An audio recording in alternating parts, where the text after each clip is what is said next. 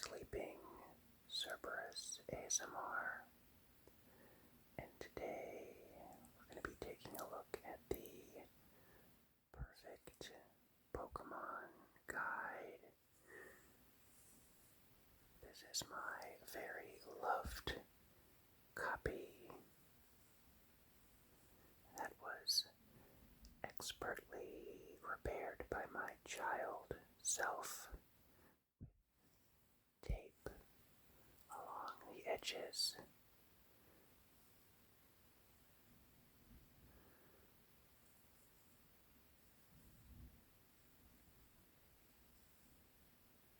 So let's get into this one.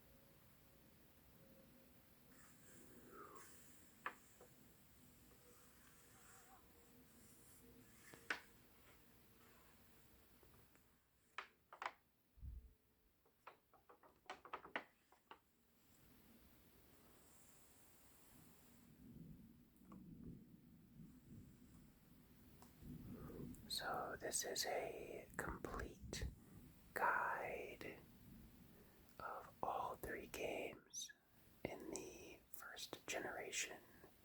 So Pokemon Red, Blue, and Yellow are all featured in this guide. And it features all of that great early original artwork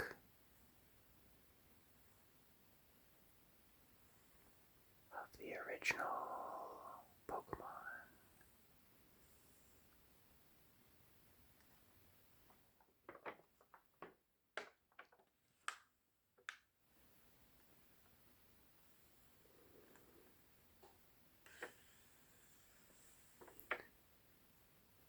Here we have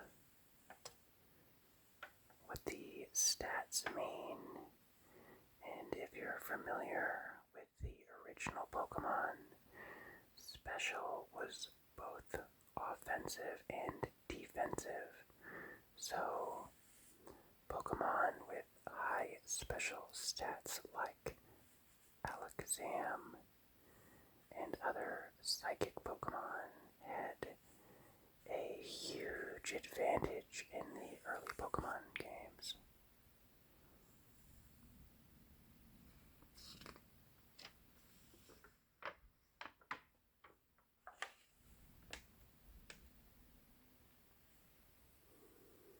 And this guide gave the percentages that you were bound to found each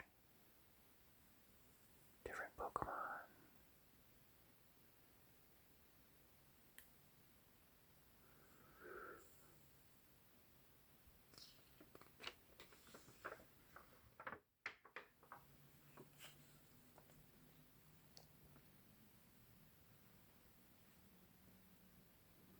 So the original three starters were Bulbasaur, Charmander, and Squirtle. If you played the original, which starter did you choose? I, for whatever reason, picked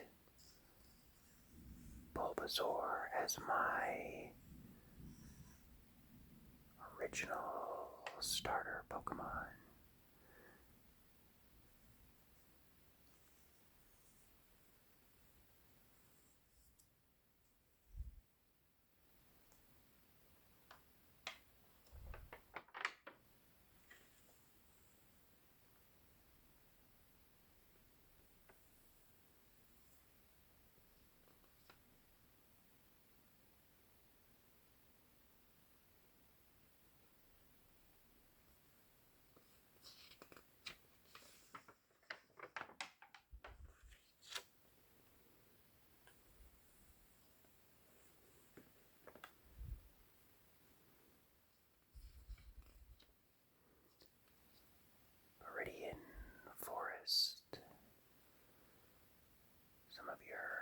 first taste of battling the other trainers that had bug Pokemon.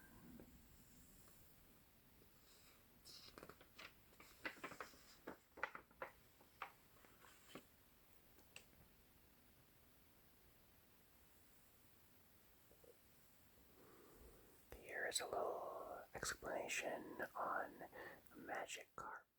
So, if you were playing this for the first time, you would be wondering why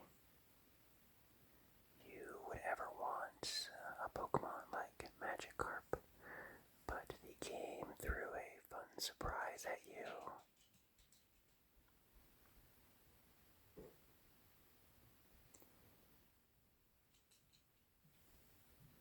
And if you stuck with it, you would be rewarded with Gyarados, which was an extremely strong Pokemon. It was quite the surprise if you had no idea.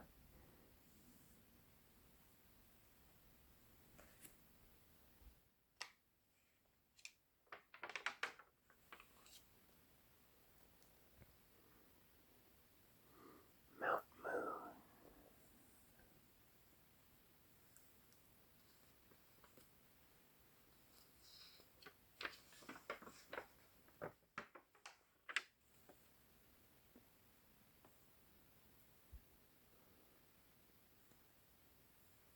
Cerulean City, where you fight Misty and her water Pokemon.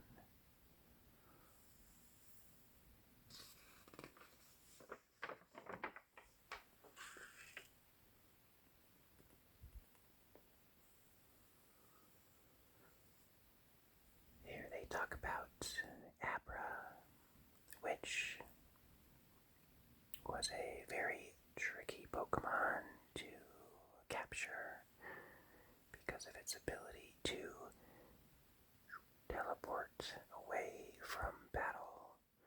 So, unless you could put it to sleep on the first turn, you were better off just trying to throw a Pokeball straight away. But Abra is definitely worth it.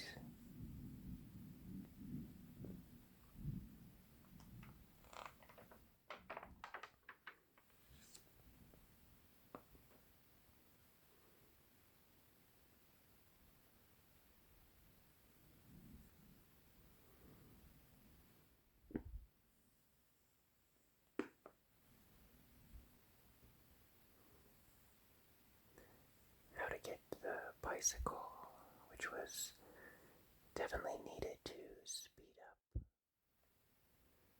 traveling around the game. As soon as you had the bike, it was hard to just walk anywhere.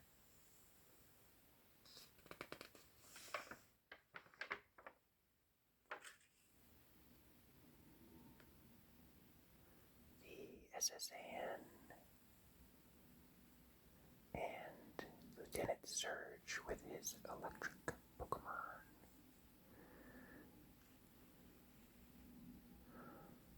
The third gym in a row that Bulbasaur has a type advantage, which made my original the easiest one to make it through the first time.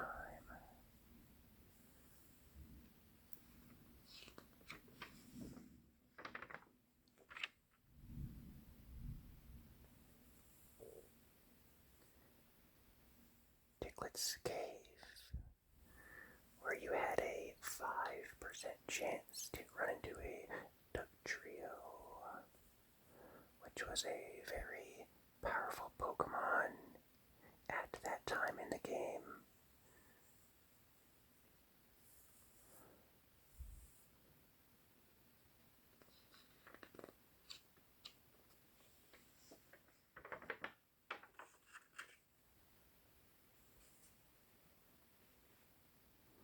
And off to Rock Tunnel,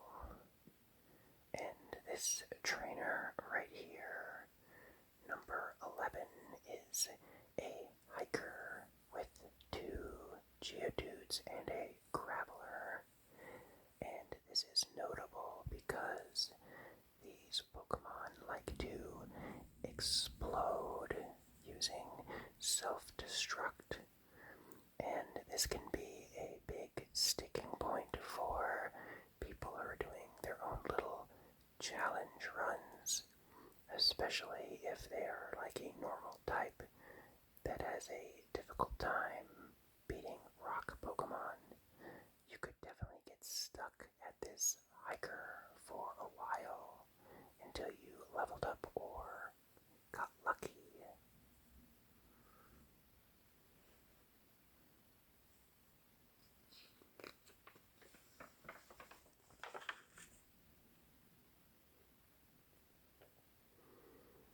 Off to Lavender Town, which has an amazing soundtrack for this area. I love the song that plays in this town.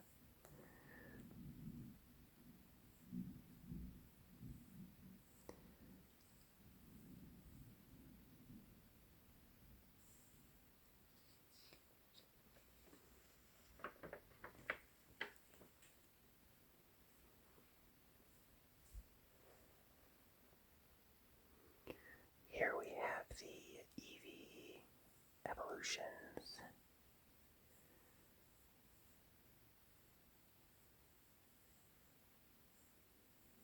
Which of these three evolutions is your favorite? My personal favorite is Jolteon.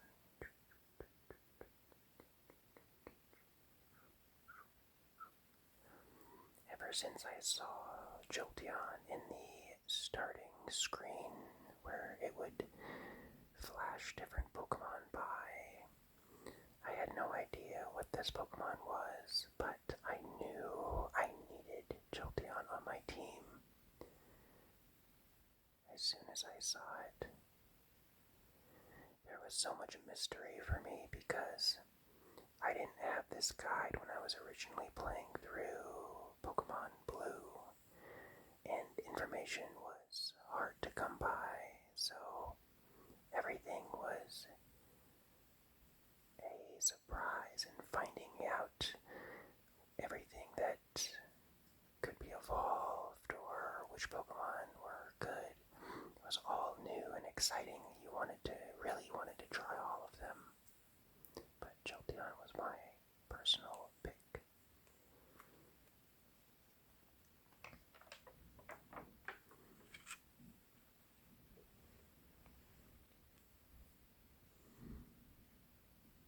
The fourth gym battle with Erica and her grass Pokemon.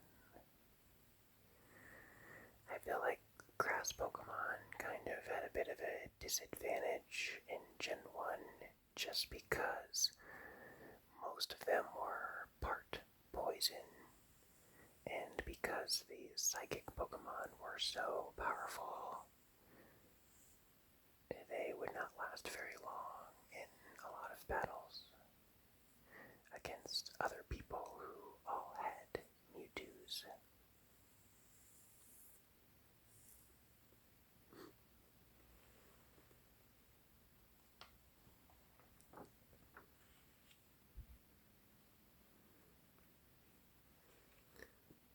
The Pokemon Tower.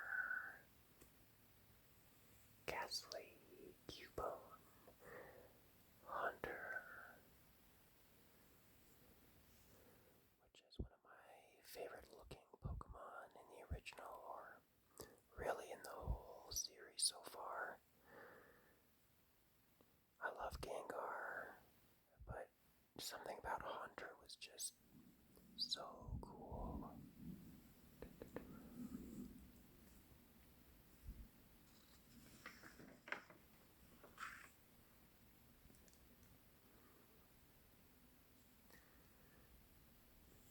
Saffron City, where you had multiple gyms, where you kind of had the fighting dojo and the actual fifth gym, which is Sabrina and her psychic Pokemon.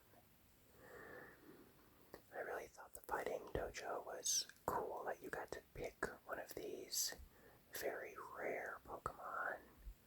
There were so many parts of the game where you had to choose between, this or that, which EV, which starter, and because Pokemon only has one save file per cartridge, it was always like a difficult decision trying to figure out which one is the best and which one, if you only could have one, which you could only have one unless you traded or had a second cartridge. I was really enchanted by Hitmonchan because of its elemental punches, which I thought was so cool, but as it explains here, Hitmonchan is a very low special, and all of the punches were classified as special because they were, fire, ice, thunder, those were all special. So the type matchups, you would think you would have a great, type matchup, but the punches were so weak. So that was such a bummer for the original Hitmonchan.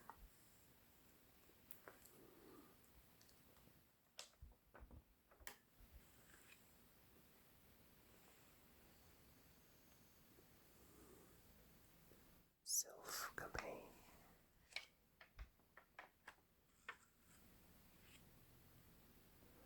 And then one of the best free Pokemon, you could just get Lapras by talking to this character. And Lapras is a really strong Pokemon and also very useful for learning the HM moves like Surf and Strength.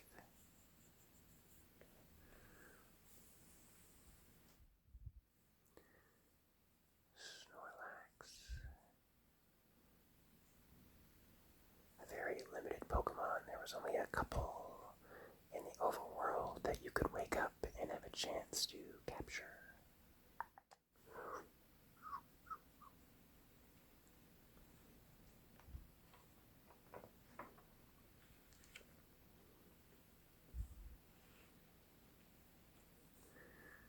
Fuchsia City and Koga and his poison Pokemon. It was always an interesting thing because a lot of the trainers in the gym used psychic Pokemon like Drowsy and Hypno.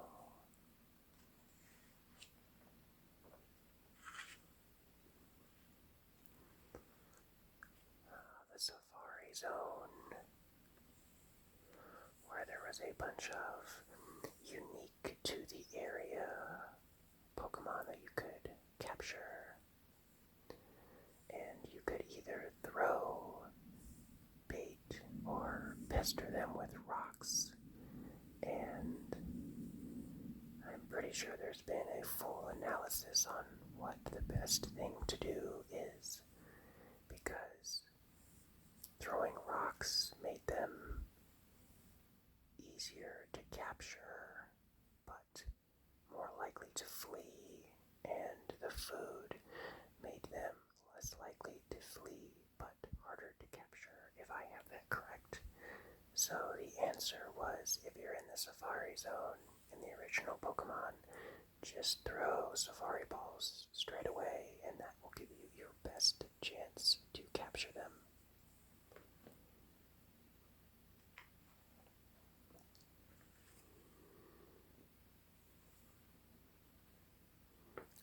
Dratini.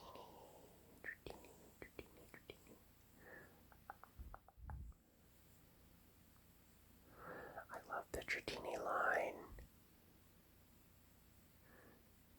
Dragonair is one of my favorites.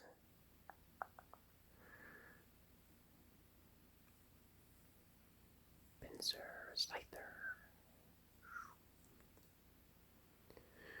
Tauros was a great competitive Pokemon in the original.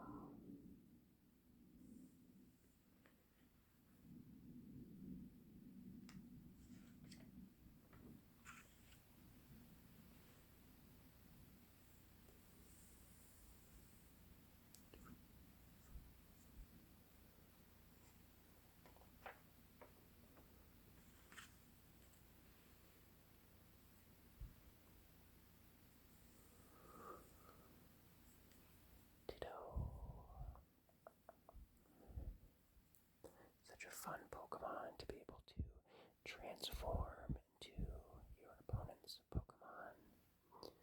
Ditto was made much better in later generations with the advent of abilities. And Ditto could get an ability called Imposter that would let you instantly transform into the opponent's Pokemon without having to use up a turn, which made Ditto way more usable in battle, I thought.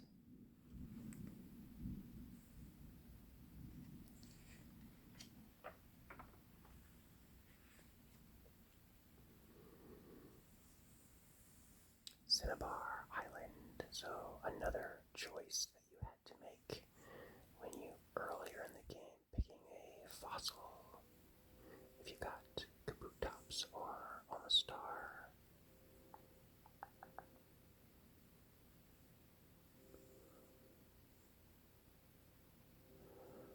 Fairly certain I picked the Helix fossil my first time through.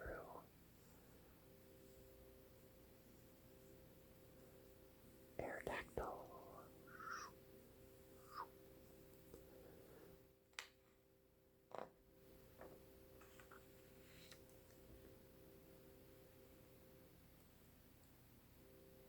The 7th gym against Blaine, the fire trainer.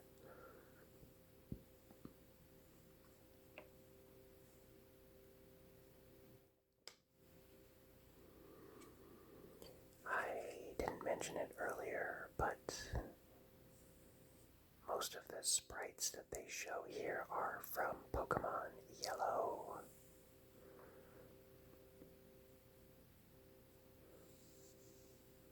Which were all completely redone to better reflect the original designs.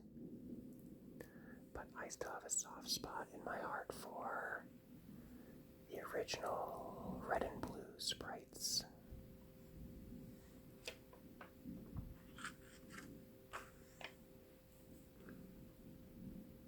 The power plant where you can get Zapdos, one of the legendary birds.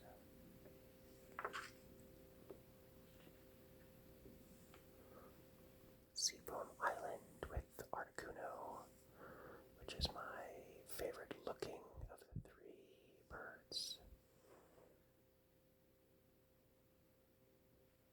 Just like a gorgeous color on Articuno.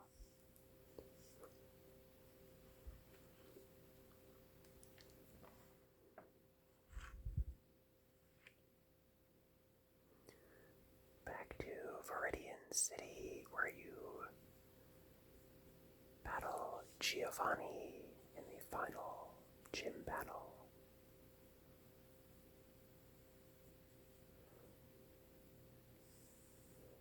Victory Road with Moltres.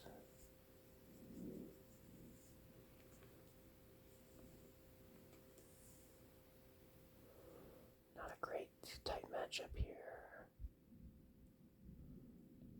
Also, it kind of looks like Articuno is using Ice Beam while Moltres is on a low amount of health. So I think this trainer might have goofed this up because once you knock out these type of Pokemon, they do not reappear.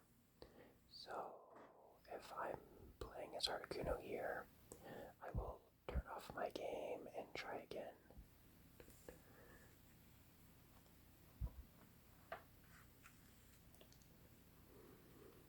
Alright, off to the Indigo Plateau with the Elite Four, and they give a recommended team here with Zapdos, Jolteon, Cloyster, Articuno, Alakazam, and Slowbro. A little bit of type duplications here. Probably don't need Zapdos and Jolteon, but they're both amazing Pokemon, so. And the original Gen 1 game is not really known for being difficult, so having a fairly decent balanced team, you're going to have no problem.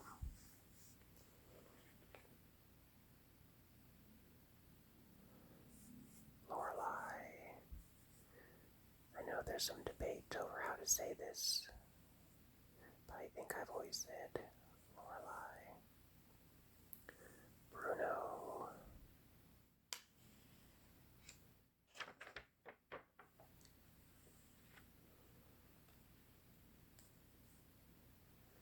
Agatha with her trolley Pokemon that would always like to put you to sleep or confuse you.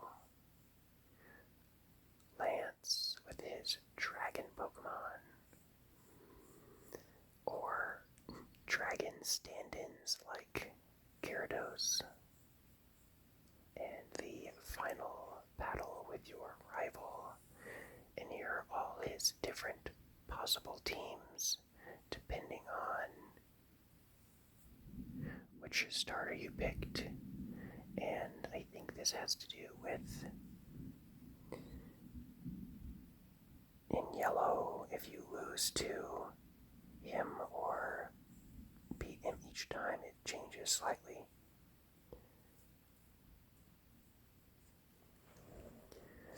And then of course, after you beat the Elite Four, you can go into the final unknown dungeon for a chance to capture Mewtwo.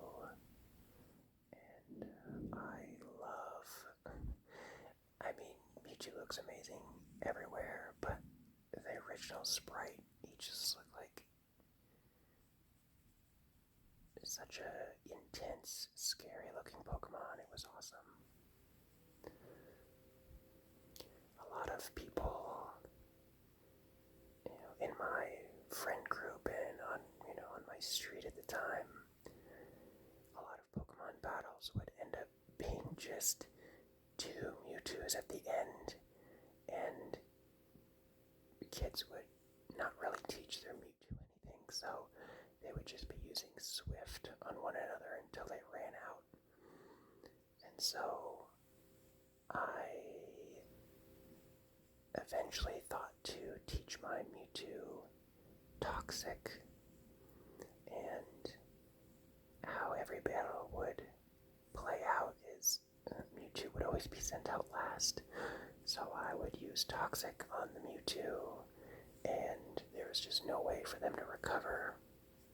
And because those TMs were single use, there was really no way for anyone to, unless they wanted to restart their whole game or get a new cartridge, there was no way to combat my Mewtwo that knew Toxic, so that was a pro strat in my little group of kids who didn't really know how to play Pokemon very competitively, but that was a pretty foolproof plan that I had.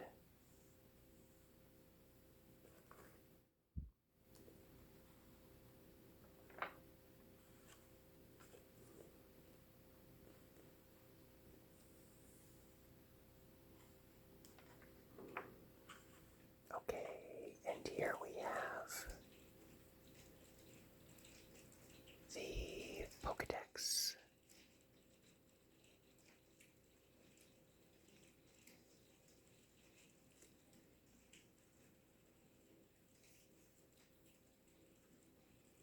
And it's starting to rain outside, so we will see how this recording goes. And we have a better look at all that amazing original artwork. And this would also list all of their moves that they could learn by level up and by TM, which was very useful.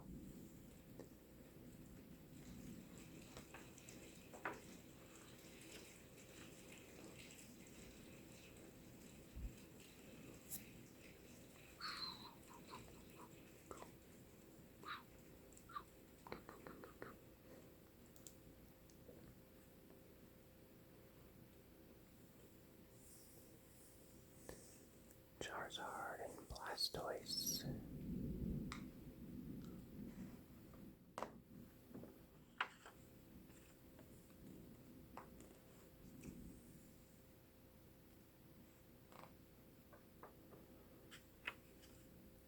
So this guide has some interesting highlights of the Pokemon with the best in each of the different stats. So this section is the most HP, with Chansey being the runaway favorite.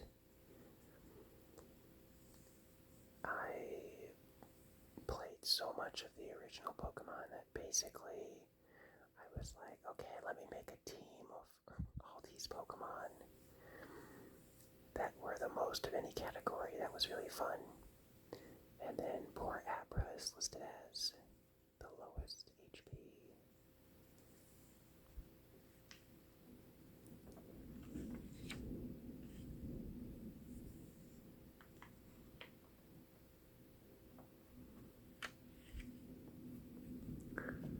Okay, here we have the top 5 strongest. So this would be the attack stat, with Dragonite coming in first, and poor Chansey coming in last. Later on, Chansey became a pretty amazing competitive Pokemon because of the use of Eviolite, where Pokemon that evolved could hold this item and increase their defense stats by, I think, 50%. And Chansey with Seismic Toss, which would just do the amount of damage that your level is. So you didn't have to worry about your attack stat, just your level. And between that and Soft Boiled and using, maybe Toxic, Chansey became a pretty tough Pokemon to get rid of. So don't sell Chansey short.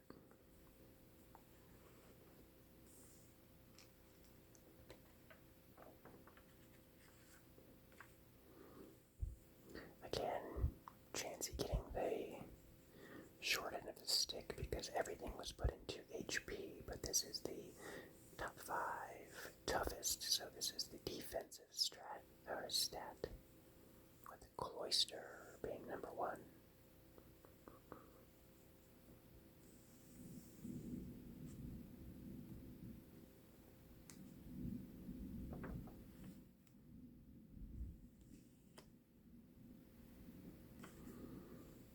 I'm sure if you played the original, you remember the original Golbat icon sprite. I don't know. I know a lot of people think those are probably goofy now, but man, I love those original sprites.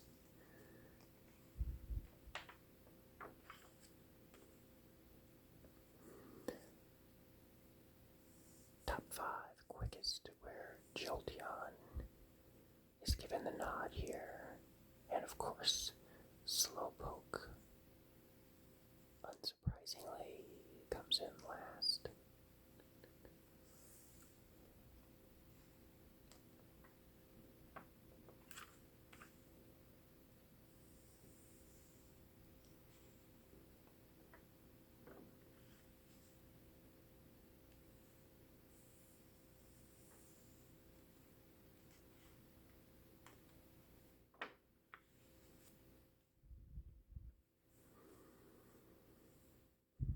So, Alakazam is one of the Pokemon that you would have to trade to evolve. So, you needed to either have a friend or maybe a brother or sister, or just the means to have a second Game Boy to make sure you could get Alakazam, because Alakazam was definitely a great stand-in or addition to just having Mewtwo because it was so powerful.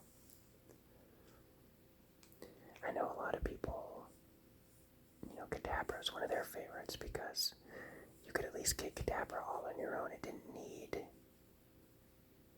to be, it was already basically a really strong Pokemon, even as the middle evolution, which was really awesome.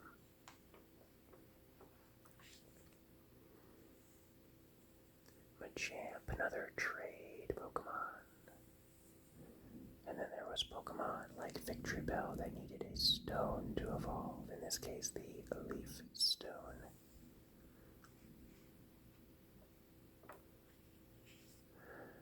Okay, so here we go. Top 5 specialist Pokemon. And you can kind of see from this list that you could just have a team made up of just these Pokemon and you would be in good shape, you know.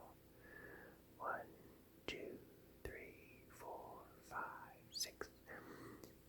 If you wanted to just have one of the line from Alakazam or Kadabra, this is a pretty solid team right there, so very good Pokemon. I mean, look at this grin from Gengar. That, you can't tell me that's not dope. So cool.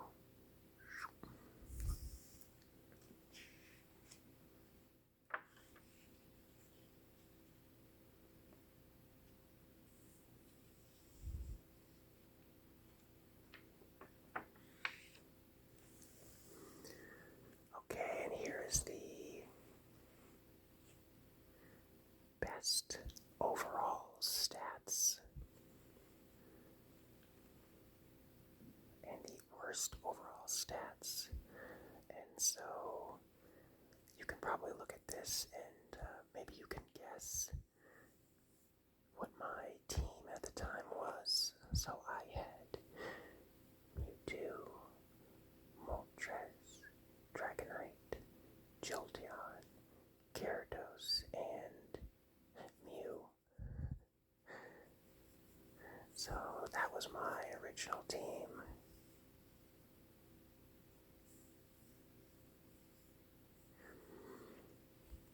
I think if you had a friend that had a Game Shark or were lucky enough to go to an event, Mew was a really awesome Pokemon to put on your team. That doesn't really get too much attention in this guide because it wasn't really, you couldn't just get it on your own without the use of a Game Shark, or maybe it was a Game Genie at the time, I'm not sure.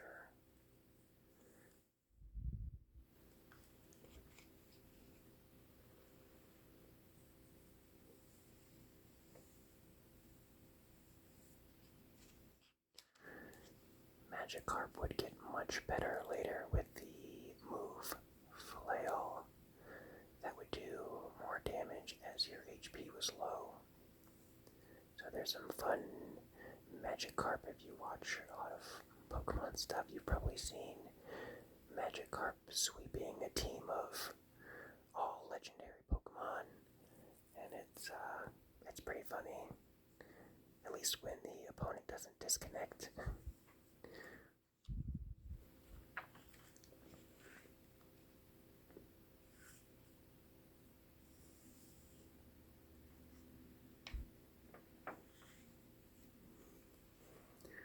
So here's the Gengar line again.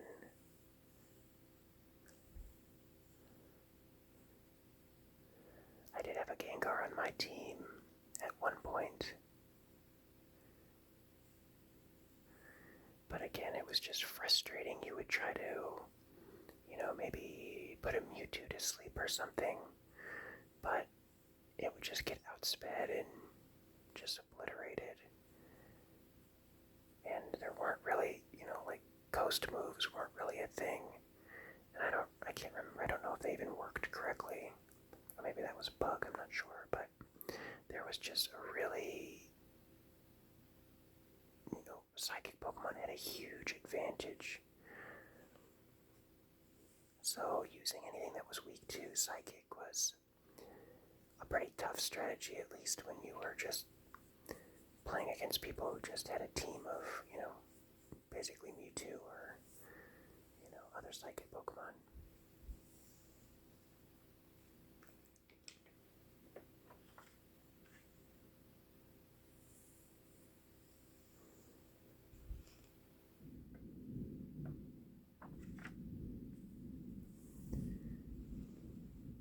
Our picks for the best of each type. I definitely tried to use the these Pokemon on a team, and these are all great Pokemon to use too. Tangela maybe is a little bit of an odd man out, as I think the only pure grass Pokemon.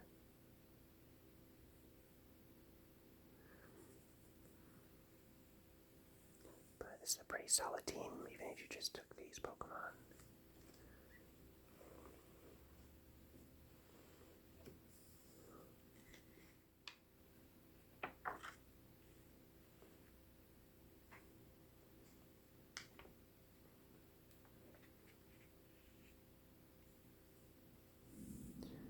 And this is the continuation of the best of each type.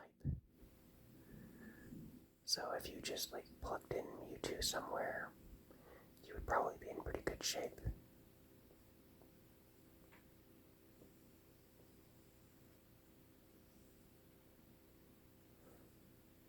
Interesting that Aerodactyl gets the nod as the best flying Pokemon. You would have thought maybe they would have picked one of the legendary birds. Wait a minute, what? This says a swift, powerful flyer with good resistance to electric attacks. That's not true. So, yeah. Perfect. Yeah, I don't know about that.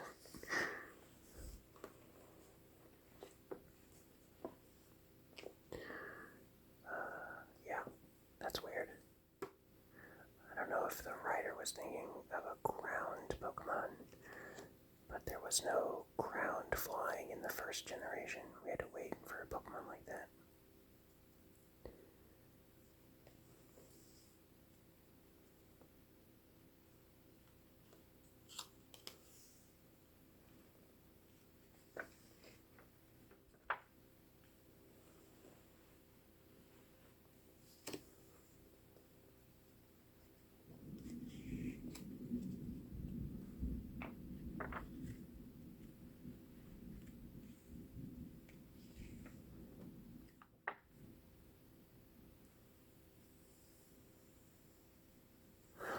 Porygon was such a unique Pokemon too. It just looked so different from all of the other Pokemon. And little did we know at the time that Porygon would get, 2 additional evolutions, which is pretty wild.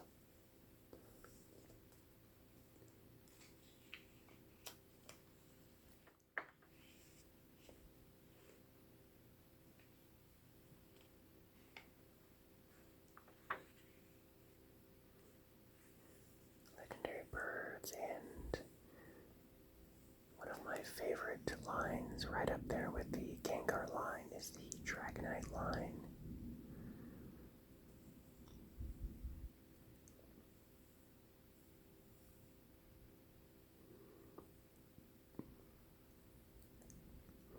I still remember training my Dragonair to make it up to level 55, which even decades later I feel like that took forever. But this is such a great line of Pokemon. This is another one I think where the original sprite work, like Dragonite, it just looked like a total badass. Oh man. Yeah, Dragonite was not messing around in the original. It looks so cool.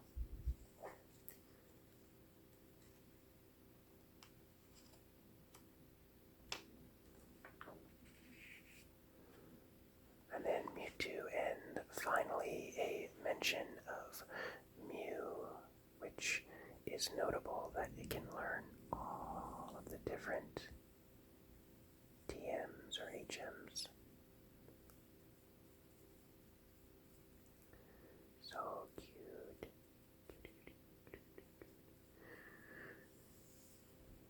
And then they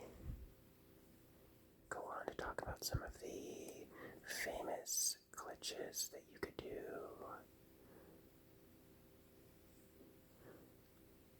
to get infinite items and finding missing no.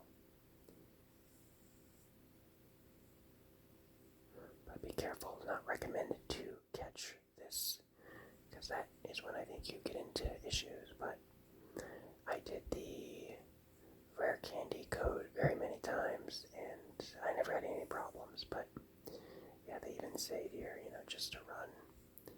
Yeah, that can do bad things to your game if you catch it.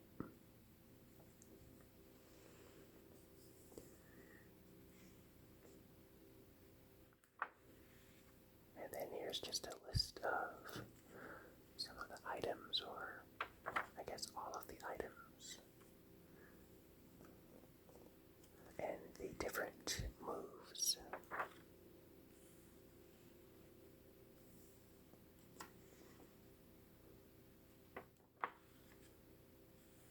HMs and TMs.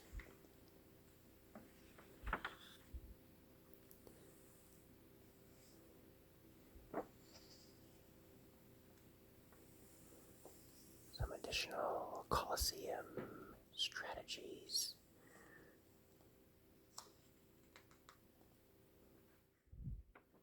And some example teams. Burton, Taylor, and Casey.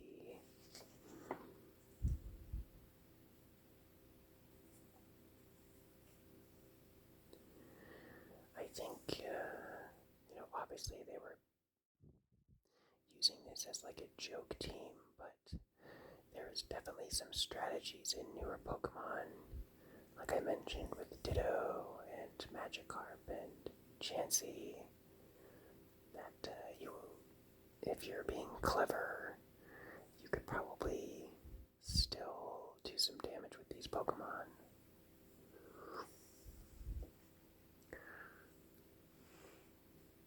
What do you think? Whose team is the best?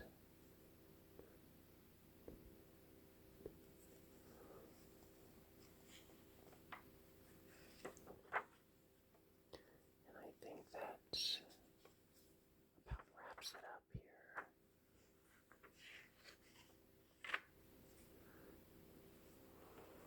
And then, of course, the combat type chart, which doesn't include the newer types like Steel, Dark, Fairy.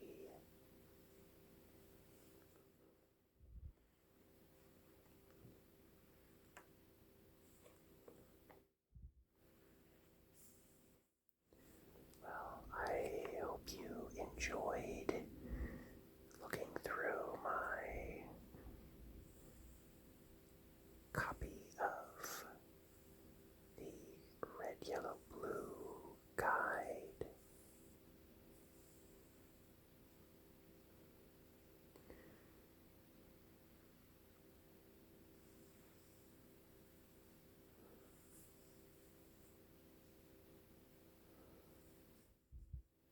And until the next one, happy gaming.